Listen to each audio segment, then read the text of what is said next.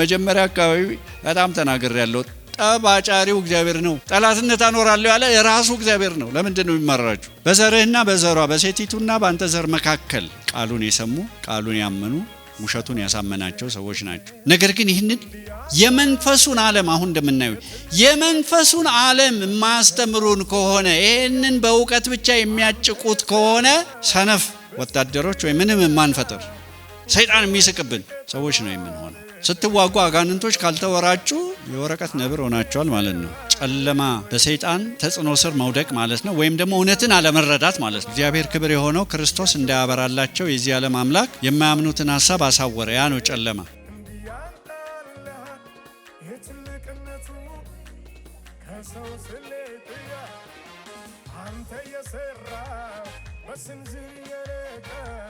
ሮሜ 8:38 እዚህ ላይ መላእክት መግባታቸው እኔ በጣም ነው የሚገርመኝ። ለምንድን ነው ጳውሎስ መላእክትን እዚህ ውስጥ ያስገባው? አጋንንቶች እሺ፣ ሞት፣ ረሃብ፣ ሰይፍ፣ የተለያዩ ነገሮች ያለው የሚመጣው ህይወት፣ ከፍታ፣ ዝቅታ፣ መልአክ እንዴት እዚህ ውስጥ ይገባል?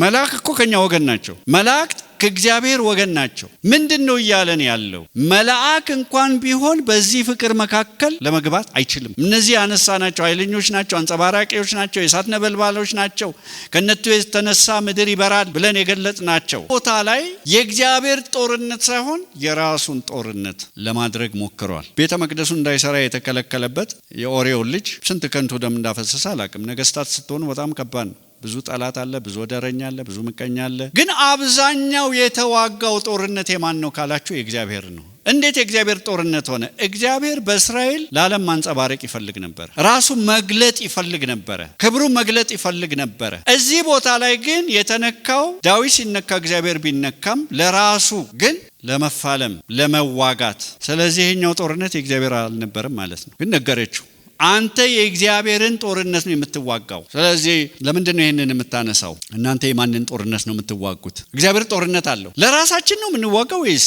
ለእግዚአብሔር መንግስት ነው የምንዋጋው? ስለኛ እግዚአብሔር ይሟገታል፣ እግዚአብሔር ይበቀላል። ስለ እግዚአብሔር መንግስት ግን መቅናት ትክክል ነው። የእግዚአብሔርን ጦርነት መዋጋት። አንዳንድ ጊዜ በፍቅር ስም የስተት ትምህርቶች፣ የስተት አሰራሮች ቻሌንጅ መሆን እንደሌለባቸው ሰው ያስባል። ግን ይሁዳ ምዕራፍ 1 ላይ ይህንን ግልጽ አድርጎታል። አንድ ጊዜ ለቅዱሳን ለተሰጠው ለዛ እውነት መጋደል እንዳለብን ይናገራል። ለዝናችን፣ ለስማችን፣ ለክብራችን ጦርነት ማካሄድ የለብንም። ለእግዚአብሔር መንግስት እንደዛ ስል ምን እያልኩ ነው? እግዚአብሔር መንግስት አለው ብለናል። ሰይጣንም መንግስት አለው ብለናል። የጨለማ መንግስት ይባላል። የእግዚአብሔር መንግስት የፍቅሩ ልጅ መንግስት ይባላል፣ ወይም ደግሞ የብርሃን መንግስት ይባላል፣ ወይም ድንቅ ብርሃን መንግስት ይባላል። አንደኛ ጴጥሮስ ምዕራፍ 2 ቁጥር 9 መሰረት እርሱ ግን ከጨለማ ወደሚደነቅ ብርሃን ወንደርፉል ላይ የጠራንን የእርሱን በጎነት እንድንናገር ማን እንደሆነ ይናገራል። የንጉስ ካህናት ነን ይላል፣ እንደዛ ነን ይላል። ቤተሰብ አልነበርንም፣ አሁን ቤተሰብ ሆነናል ይላል። ስለዚህ የሱን ጦርነት ነው የምንዋጋው፣ የራሳችንን ጦርነት ነው የምንዋጋው። ጦርነት ግን አለ። እዚህ ላይ አቢጊያ ገልጣለች በእግዚአብሔር መንፈስ። የእግዚአብሔርን ጦርነት ስለምትዋጋ አንተ ስለገዛ ቤትህ ማሰብ የለብህም። የታመነ ቤት እግዚአብሔር ለአንተ ይሰራልሃል። ስለ ቤትህ አትልፋ፣ ስለ ቤትህ አትታገል፣ እግዚአብሔር ይሰራልሃል። አንተ ግን የእግዚአብሔርን ጦርነት ተዋጋ። ስለዚህ ዳዊት ያካሄደ የነበረው የእግዚአብሔር ጦርነት ስለነበረ ዳዊት እግዚአብሔር በሄደበት ቦታ ሁሉ ምን ሰጠው ይላል? ድል ሰጠው። ለምን? የሱን ጦርነት ነው የሚዋጋው። የራሱን ጦርነት ሲያደርግ ግን እግዚአብሔር እጁን ያወጣል። አሁን ከንቱ ደም፣ ልክ እንደ ኦሪዮን ደም ከንቱ ደም በእጁ ላይ ነው። እግዚአብሔር ሊበቀል ያለውን ሰው ራሱ ሊበቀል ሊሞክር ነበረች ሴት አዳነችው። ስለዚህ እዚህ ላይ ዋናው ፖይንት ምንድነው? የእግዚአብሔር ጦርነት የሚባል አለ። የእግዚአብሔር ጦርነት የሚባል አለ ካልን እግዚአብሔር ሰራዊት አለው ማለት ነው። አንደኛው ክፍል ማን ነው? መላእክት ናቸው። አንደኛው ምድብ ዮሐንስ ራእይ ምዕራፍ 12 ዘንዶውም ሚካኤልና ከመላእክቱ ጋር እሱም ከመላእክቱ ጋር ተዋጋ፣ በሰማይ ስፍራ አልተገኘላቸውም። ከዛ በኋላ ተሸነፉ ይላል፣ ድል ተመቱ ይላል እና ወደ ምድር የተጣለው እባብ ተባለ። ከዛ በኋላ ሁለተኛው ሰራዊት ማን ነው ካላችሁ እናንተ ናችሁ፣ እኛ ነን። ጦርነት ያንገሸገሸው ሰው አለ? መጀመሪያ አካባቢ በጣም ተናግሬያለሁ። ጠባጫሪው እግዚአብሔር ነው። ጠላትነት አኖራለሁ ያለ የራሱ እግዚአብሔር ነው። ለምንድን ነው የሚመራችሁ? በዘርህና በዘሯ በሴቲቱና በአንተ ዘር መካከል ቃሉን የሰሙ ቃሉን ያመኑ ውሸቱን ያሳመናቸው ሰዎች ናቸው። ስለዚህ እግዚአብሔር ጦርነት አለው። ጣፋጩን ብቻ ንገሩን፣ አታላዩን ንገሩን፣ እውነቱን አትንገሩን ያሉ ሰዎች አሉ። ኤርሚያስ ላይ ነው፣ ጣፋጩንና አታላዩን። ስለዚህ ትንቢቶች ብዙ ጊዜ ጣፋጭና አታላይ ብቻ ይሆናሉ። እግዚአብሔር አጽናናም እያልኩ ነው እንዴ? እግዚአብሔር ጎሽ አይልም እያልኩ ነው? አይደለም። ሁለቱም መታወቅ አለበት። ስለዚህ እስቲ ራሳችሁን እኔ እንደ ወታደር ነው ማሰቡ ብላችሁ እስቲ አስቡ። ይሄ ሰራዊት አማኞች ወይም ቤተክርስቲያን ይባላል። ቤተክርስቲያን ኤፌሶን ምዕራፍ 5 ቁጥር 27 ስለ ባለ ትዳሮች ለባልና ሚስት አንስቶ አለፍ የሚለው ሚስጥሩን መናገር የፈለኩት ስለ ክርስቶስና ስለ ቤተክርስቲያን ነው ብሎ ቁጥር 27 አውጣጣ ወይም የፊት መጨማደድ ወይም እንዲህ ያለ ነገር ሳይሆንባት ቅድስትና ትሆን ዘንድ ክብርት የሆነችን ቤተክርስቲያን ለራሱ እንዲያቀርብ ፈለገ። እሺ፣ ስለዚህ እኛን አማኞች ናቸው ጂን ቤተክርስቲያን ትንሽ እንያት። ቤተክርስቲያን ማለት ኤክሌሲያ ተጠርቶ የወጣ ህዝብ ማለት ነው። ሃንድ ፒክድ የሆነ ሊያጽናናችሁ ይገባል። እግዚአብሔር ራሱ ፒክ ስላረጋችሁ ተጠርቶ የወጣ የሙክራብ ስብሰባ ከቤተ ክርስቲያን በፊት ያ እግዚአብሔር የሚገኝበት በኋላ ግን በትራዲሽን እግዚአብሔር ክብሩን ያነሳበት እግዚአብሔር ሰዎች የአብርሃም የይስሐቅ ያዕቆብ ልጆች መሰብሰቢያ ስብስብ ነበረ። ወደ ባህል ስለገቡ በኋላ ጌታ ወደ ምክራብ ገብቶ መጽሐፍ ሰጠው ተርትሮ ሲያነብ። ግን የሚገርማችሁ ነገር ኢየሱስ ከገባ በኋላ ነው አትሞስፌር የተለወጠው፣ አጋንንት መጮህ የጀመረው። ግን ምኩራብ መጀመሪያ እግዚአብሔር እንደነበረ እንድታውቁ ነው። ወይም የክርስቲያኖች ማህበረሰብ በሰማይም ይሁን በምድር ላይ የሚገኝ የቅዱሳን ቤተሰብ this is an army of God። ምድር ላይ ብቻ አይደለም ያለው፣ እኛ ምድር ላይ አለን አይደል? ኤፌሶን ምዕራፍ 3 ላይ ግልጽ አድርጎታል ጳውሎስ። በእግዚአብሔር አፍ ፊት እንበረከካለሁ ሲል እግዚአብሔር በሰማይም ቤተሰብ እንዳለው ከኛ በፊት የሄዱ በምድር ላይ ደግሞ እኛ እንዳለን ይናገራል። እነሱ ከስራቸው አርፈዋል፣ ግን they are part of our family። ቤተክርስቲያን የተባለችው እቺ ቤተክርስቲያን ነች ጠላትን ስራ የጨለማን ስራ የምታፈርስ፣ የምትገድብ፣ የምትፈርድ፣ አጋንንቶችን የምትረግጥ፣ የገሃነም ደጆች አይችሏትም የተባለች እቺ ማነች? ክብርት የሆነች ክብርት ቤተክርስቲያን የፊት መጨማደድ ወይ እድፈት የሌለባት የተባለችው ኤንዶክሶስ ምን ማለት ነው? የከበረች ማለት ነው። አይገርማችሁም? ግሎሪየስ የሆነ ማህበረሰብ አካል እንደሆናችሁ አትርሱ። እጹብ ድንቅ ማለት ነው ኤንዶክሶስ። ባለ ግርማ ማለት ነው ኤንዶክሶስ። ያሸበረቀች ማለት ነው ኤንዶክሶስ። በመንፈሱ ዓለም ስላላየን ነው። ሰዎች ቤተክርስቲያንን የሚንቁት ለምንድን ነው? በመንፈስ ግን ስላልታየች ነው። በመንፈሱ ዓለም ላይ ያለው የቤተክርስቲያን ገጽታ ይሄ ነው። ግርማ ሞገስ ያላት ነች። አጋንንቶች የሚፈሯት ነች። የከበረች ነች። እጹብ ድንቅ ነች። እንዴት እንደዚህ ልትሆን ቻለች? ነገ አንዱ ሴሌብሬት የምናደርገው ይሄን አይደል? በደሙ መታጠብ፣ በደሙ አጥቦ ባለፈው ሳምንት እንዳነሳ ነው ወገን አይደል ያደረገን? ፋሚሊ አይደል ያደረገን? ከዲቫይን ኔቸር ከመለኮታዊ ባህሪ ተካፋዮች መለኮት ሆነን ሳይሆን ግን ፓርቴከርስ ተካፋዮች ነን። ልንገራቸው፣ አጋንንቶች ከናንተ የተሻለ ያውቃሉ። አጋንንቶች ይፈሩዋል። እንደሚፈሩ ነው አንተ ማታውቀው። አንተ ትፈራቸዋለህ፣ እነሱ ግን ይፈሩዋል። እነሱ ሊሸሹን ሲገባ እኛ እንሸሻቸዋለን። መሸሽ የለብንም። አንዳንድ ነገር ሲገባቸው አጋንንት የሚናገረው ነገር ሁሌም ያናድዳል። we should know በክርስቶስ ውስጥ ያለንን ስልጣን ማወቅ አለብን።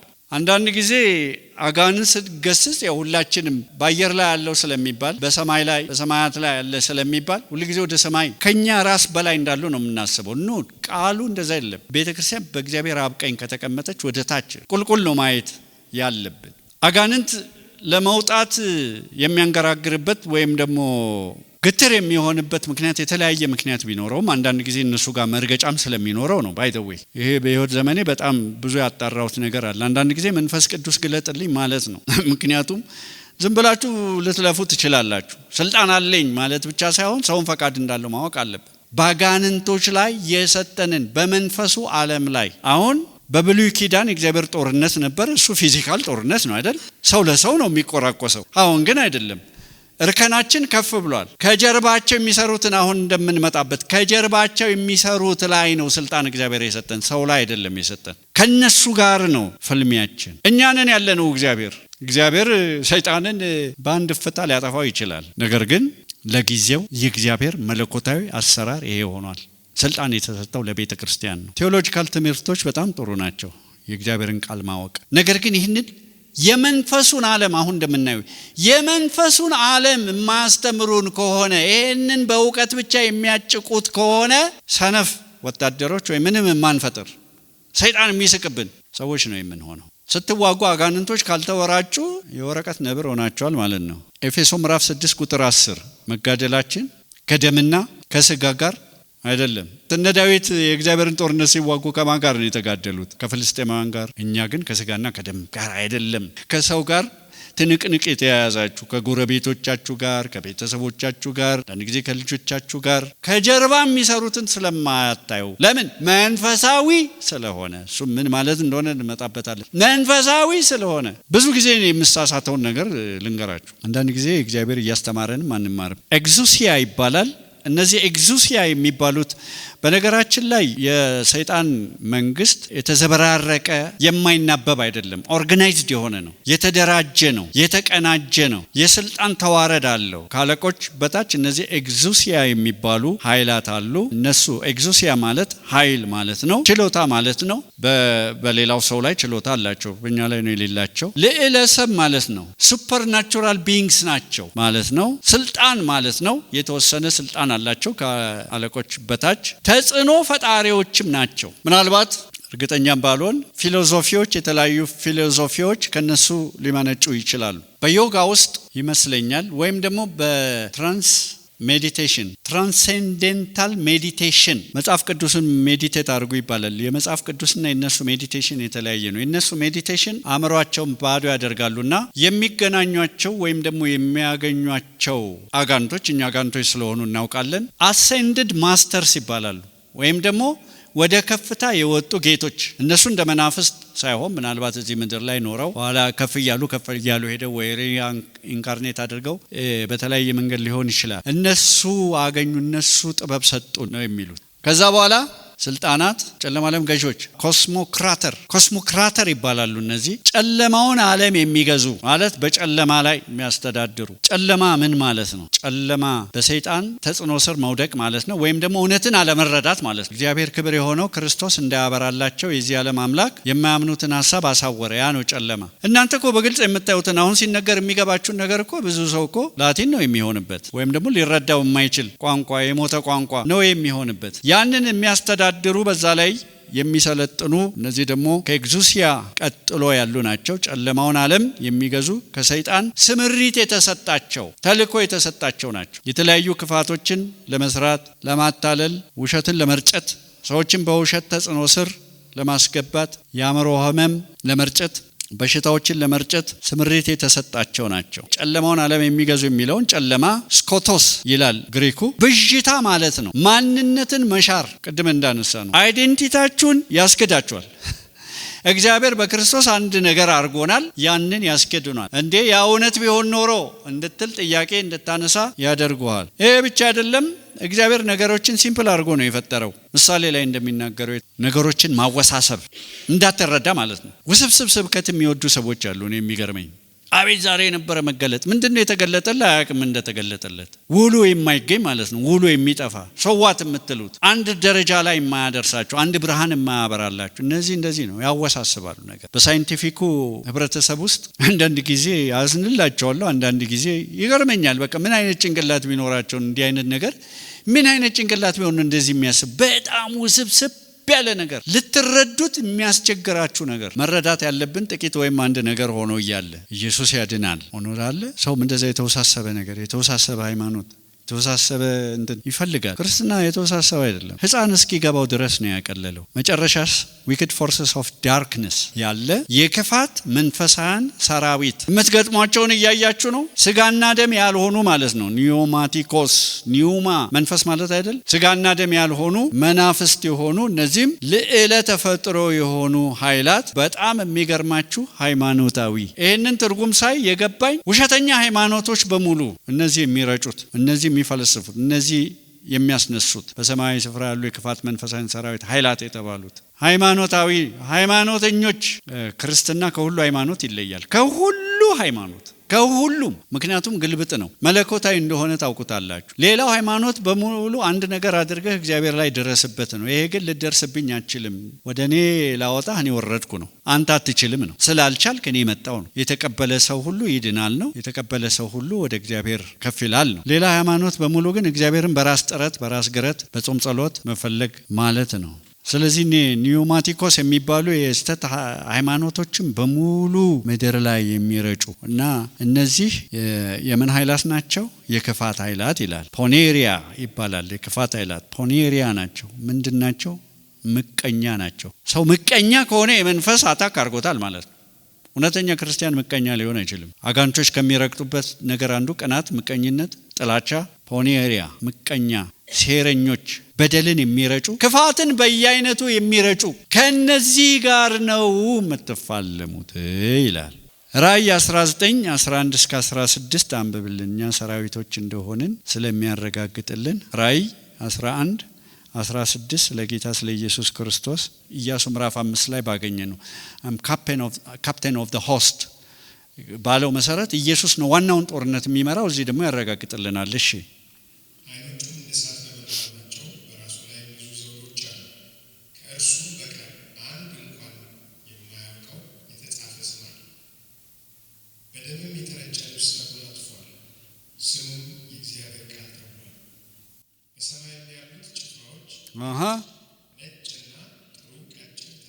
በሰማይ ያለ ምን ጭፍራ ምንድነው? ሰራዊት ስትራቲዩማ ይባላል በግሪክ። ስትራቲዩማ ጦር ሰራዊት ማለት ነው። ወታደሮች ማለት ነው። ሰራዊት ማለት ነው። ጦረኛ መሆንን ከረሳ ችግር ውስጥ ወድቃል። ይከተሉታል። ማን? ክርስቶስን። ማን? የቤተ ክርስቲያን ራስ ነው። እሱ ነው የሚያዘምተን። ሁለተኛ ጢሞቴዎስ ምዕራፍ 2 ቁጥር 3 እንደ ኢየሱስ ክርስቶስ በጎ ወታደር ሆነ አብረን መከራ ክርስቶስ ወታደር አለው ማለት ነው። ስለዚህ ሆቴል ሳይሆን ካምፕ ነው የገባ ነው ማለት ነው። ቅድም የነገርኳቸው አሁን ሰው ቤተ ክርስቲያን ውስጥ ሆቴል ያለ ነው የሚመስለው። ለመዝናናት ብቻ የተጠራ ነው የሚመስለው። ወታደር ነህ እንደ ክርስቶስ ኢየሱስ በጎ ወታደር ማለት ታማኝ ወታደር ማለት ነው። ታማኝ ወታደር ሆነህ ምን አድርግ? ኢየሱስ ክርስቶስ በጎ ወታደር ሆነህ ምን አድርግ? አብረን መከራ ተቀበል። የብልጥግና ወንጌል የሚሰበክበት ቦታ ይሄ ቃል ይነገራል ብዬ ለማመን ይቸግረኛል። ብዙ ስላነበብ ከነሱ አልፎም ስላየው ጆኤል ኦስቲን እንዲህ አይነት ነገር ይናገራሉ ብዬ ከተናገሩ በጣም ነው የምደነግጠው። ስትራቲዎስ ጦር ሰራዊት ስትራቲዩማ ነው። ወታደር ስትራቲዎስ ምን ማለት ነው? ቀጥታ ትርጉሙ ይሄ አማርኛው መተርጎሜ አይደለም። ራሱ ግሪኩ ላይ ወጥቶ የሚያድር ወታደር ማለት ወጥቶ የሚያድር ስለሆነ ጦረኛ ማለት ነው። ከዛ በኋላ ግን ምን ይላል? መከራ ተቀበል። እግዚአብሔር ነው እንዴ መከራውን የሚያመጣው? በመከራ ውስጥ እግዚአብሔር ይሰራል አውቃለሁ። መከራ ግን መፈለግ የለብንም እኛ። ጤነኛ አይደለም መከራ የሚፈልግ ሰው ግን አለ ይላል። ወታደርና በሌላ መንግስት ውስጥ ነው ያለው። this world is not my home ጠፍቷል። አሁን ቤተኞች ተስማማን። ዓለማውያን ሐሳባቸው ምድራዊ፣ አምላካቸው ሆዳቸው። ሰው እንዴት ሆድ አምላክ ያደርጋል? ስብከታቸው ምድራዊ፣ የሆድ ጉዳይ ብቻ። እንዲህ እግዚአብሔር ያከበረውን ሰራዊት ሲያዋርዱ በጣም ያናድደኛል። ሲጫወቱበት፣ ሲቀልዱበት፣ ገንዘቡን ለማግኘት ብለው ሲደልሉት፣ የትዳር ጉዳይ እያነሱ፣ የቁሳቁስ ጉዳይ እያነሱ፣ የኑሮ ጉዳይ እያነሱ። እግዚአብሔር እነዚህ ነገሮች ፕሮቫይድ አላረግም አላለም። ግን ዋነኛ እንዴት የስብከታችን ርዕስ እንዴት ይሆናል? ይሄ ሰውዬ በመንፈስ ልጁ ለሆነ ምን ነክቶት ነው መከራ ተቀበል የሚለው? ይሄ መከራ የሚለው ቃል ካኮፓቲዮ መከራን መቀበል፣ መከራን መቋቋም፣ ችግርን መጋፈጥ፣ መልፈስፈስ። ጸጋ የሚባል ነገር አለ። መንፈስ ቅዱስ አለ። የእግዚአብሔር ቃል የሚባል ነገር አለ። ብዙዎቻችን አጋንንት ማናወጣው ስለሚሰለቸን ሊሆን ይችላል። ሌላም ግን ምክንያት ሊኖረው ይችላል። ለበቀል ስለሚመለሱ ሊሆን ይችላል። ለምን እኔ ያሰርኩትን አንተ ትፈታለህ? እኔ ሸክም የጫንኩበትን ማንህና ነው የምታነሳለት? መሬት ላይ ጣልኩትን ለምንድን ነው የምታነሳው? ይሄ የወታደር ማይንድሴት ቸርች መምጣት አለበት። የወታደር ስርዓት የሚያዝ ኦርደር የሚያዝ ቤቱ የስርዓተኛ አልበኞች መሆን የለበት። እኛ እውነቱን መናገር አለብን። የፈለገ ይቀበላል፣ ያልፈለገ ደግሞ ይቀራል። አንድ ቀን ግን ይቆጨዋል። ምክንያቱም የክርስቶስ ወታደር ማለት ውርደት አይደለም፣ በጣም ከባድ ክብር ነው። የሰማይ ሰራዊት ማለት ነው። እግዚአብሔር እኛን ተማምኖ ታማኝ አድርጎ ቆጥሮ ተዋጉልኝ፣ መልካሙን የእምነት ገድል ተጋደሉልኝ ብሎ ሲሰጥ መሸሽ። ደግሜ ልበላችሁ፣ እኔ አሁን መከራን ስለመፈለግ አይደለም፣ ከስራው ጋር የሚመጣ ነገር ነው። በዓለም ላይ ሳላችሁ መከራ አለባችሁ፣ የራሳችሁ ግዛት አይደለም። መንግስቴ ቢሆን ኖሮ ብሎ ግን አንድ የሆነ መንግስት ሪፕሬዘንት አድርገናል። በኩራት በትምክት አምባሳደሮች ሆነናል፣ ጦረኞች ሆነናል። እጅ አንሰጥም። ደግነቱ እግዚአብሔር ደግሞ በጣም ነው የሚራራል። ከአቅማችን በላይ እንዳያልፍ ይጠብቃል። ሁሌ ሹሩሩ ብቻ እንዴት ይሆናል? መንፈስና ኃይልን በመግለጽ እንጂ በሚያባብል ቃል የጥበብ ቃል ወደ እናንተ አልመጣውም፣ ሹሩሩ እያልኩ አልመጣውም። አንድ ነገር ብቻ እንዳው ቆርጬ ነበር፣ ክርስቶስ እንደተሰቀለ ብቻ። ሰውየው ብዙ ነገር ያውቃል፣ ሁሉን ነገር ወደ ጎን አረገና ክርስቶስን ብቻ ሰበከ። ግን ያንን የሰበከው መንፈስና ኃይልን በመግለጥ ይሄ ንገረን ካላችሁ እርግጠኛ ነኝ አጋንንት በማውጣት በሽተኛ በመፈወስ እነሱን ለመውቀስ ሳይሆን ለማነቃቃት። አስተማሪዎች ለምንድን ነው አጋንንት የማያወጡት? ቴዎሎጂ ስኩል ለምንድን ነው አጋንንት ማውጣት የማያስተምሩን? ቸርች ለምንድን ነው ማነቃቁ? ግን ጦርነቱ አጋንንት ማውጣት ብቻ ነው ማለት አይደለም። በሽተኛ መፈወስ ነው ብቻ ማለት አይደለም። በጽድቅ መኖር፣ በቅድስና መኖር፣ የእግዚአብሔርን ድምጽ መስማት፣ የእግዚአብሔርን እውነት ከሰይጣን ውሸት ይልቅ ማመን፣ እነሱ ራሳቸው በጣም ትግል የሚመጣውን አጋንንታዊ ተጽዕኖ ሁሉ ፍርሃትም ሆነ ጭንቀትም ሆነ ግራ መጋባትም ሆነ በእግዚአብሔር ቃል በእግዚአብሔር መንፈስ መመከት፣ እንደዛ ማለት ነው። ዛሬ ወታደሮች መሆናቸው ያልገባችሁ ሰዎች እንደገና መለዮን አጥልቅ፣ ሰይፍን አንሳ ትኑን ነግሮናል። ሐሳባችንን ልባችንን እንዴት እንደምንጠብቅ፣ እንዴት ወንጌል እየተናገርን አጋንንቶችን። ሰላም የጦር ቃል ነው፣ ቫዮለንት የሆነ ቃል ነው። ከሰው ጋር ነን እንጂ ሰላም ከሰይጣንና ሰይጣን ከሚጠቀምባቸው ዊል ፋይት them ፋይት የምናረጋቸው ግን ከጀርባቸው ያለውን እያየን እሱ ላይ ነው። ብዙ የታሰራለ ወገኖች፣ ብዙ ግራ ይገባዋል። እኛን የሚጠብቅ በጎን ማን ያሳየናል የሚል ሊለት ያጣ ግራ የገባው ወንጌል መስማት ያለበት በጣም ብዙዋል። የሰላም ወንጌል ስትናገሩ እየረገጣችሁ ነው። እዛ ቤተክርስቲያን ስትመጡ ጌታ እንዲያባበላችሁ መጠበቅ ምንም ችግር ባይኖረውም ሁሉ ጊዜ ግን ማባበል፣ ሁሉ ጊዜ ጉንጫችሁ እንዲተሻሽላችሁ ከተወሰደብን ነገር የተሰጠን ነገር በጣም ይበልጣል። ለዚህ ነው ኑሮን እግዚአብሔር ከሰጠን ጋር አታወዳድሩ ምለው። እንዴ ማን ነው በመንፈስ ቅዱስ መሞላት የሚችል? ብር ስላለው፣ ስልጣን ስላለው፣ ሀብት ስላለው ማን በልሳን መናገር ይቻላል? እንዲህ ዝም ብሎ ተነስቶ የፈለገ ብር ይኑረው። ቢሊዮነሮች በልሳን ይናገራሉ። እነሱ በእኛ ላይ መቅናት ሲገባቸው እኛ በእነሱ ላይ እንቀናለን። ታድሎ የታደልሽ አንቺ ነሽ፣ ታደልኩ እኔ ነኝ። ከአባቴ ጋር ማውራት እችላለሁ፣ መነጋገር እችላለሁ። መላእክት ያጅቡኛል፣ መናፍስት ይፈሩኛል። አይንን ስላጉረጠረጥኩ አይደለም የሚፈሩኝ፣ ፖዚሽኔን ስለሚያውቁ ነው። አንተ ነው ያላወቅከው እንጂ እነሱ ያውቃሉ፣ ይወራጫሉ። የክርስቶስ ወታደር ነኝ፣ የሰማዩን መንግስት እወክላለሁ። መላእክት እኔን ያግዛሉ፣ አጋንንቶች ከእግሬ በታች ወድቀዋል። እግዚአብሔር አከበረን፣ እግዚአብሔር ወደደን፣ እግዚአብሔር ሾመን፣ እግዚአብሔር አስታጠቀን። ድል ከነሱት ወገን ነን። የተለያየ መከራ እያለፈ ሊሆን ይችላል በህይወታችሁ፣ ግን ኦልሬዲ ድሉ የተረጋገጠ ነው። ክርስቶስ ከኛ በፊት አሸንፏል። አይዟችሁ እኔ ዓለምን አሸንፌያለሁ። ሰይጣን ዓለምን ተጠቅሞ ክፉ ሰዎችን ተጠቅሞ ቢዋጋንም አንወድቅም፣ አንረታም፣ እንገሰግሳለን። አንዳንዶቻችሁ ለጥቂት ጊዜ ጣቢያ ቀላቅላችሁ ይሆናል። ወድቃችሁ ደክማችሁ ሊሆን ይችላል። ብትወድቁም ትነሳላችሁ፣ ብትደክሙ ትበረታላችሁ። እኔ እንግዲህ እንደዛ እየሆንኩ ነው የመጣሁት። የተለየ መንፈሳዊ ሰው ስለሆንኩ አይደለም፣ የጌታ ቃል እውነት ስለሆነ አብሮኝ ያለው አብሮህ ያለው አብሮሽ ያለው ድል የነሳ ነው።